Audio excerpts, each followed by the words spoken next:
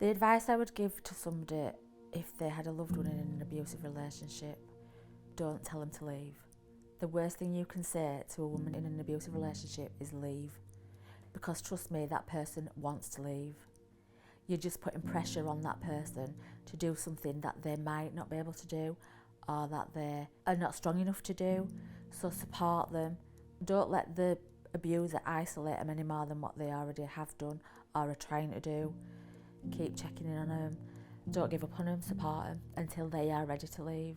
That might take years, but just support them.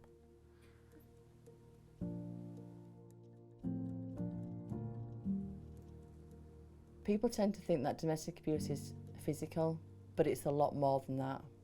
Signs to look out for that somebody might be in an abusive relationship is when you're with that person, they're getting constant telephone calls or texts, and that's because that partner's monitoring where they go and who they see. And if that friend or loved one stops engaging or stops wanting to go out with you for a coffee or do things with the family, then that's because that person is trying to isolate them from their family. It's difficult to know what to do as a friend in that situation, but I would say just try and keep the lines of communication open. Let the friend know that you're there for them. Support with childcare. If they are thinking about leaving, then help them get the documents together. If you've got a space at your place, let the friend know that you can accommodate them. And don't underestimate the power of friendship. You have a bit of a downhill when you've left somebody, because while you're with that person, you have people making sure you're okay, making sure they haven't done anything to you.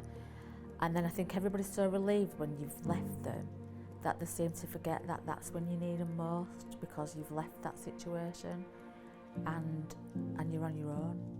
They definitely do have to rediscover who they are.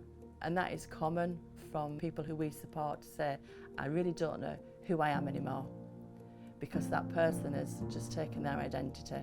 So your family and friends are really your anchor, and it's really important for family and friends to know that you know, don't underestimate your friendship or your love.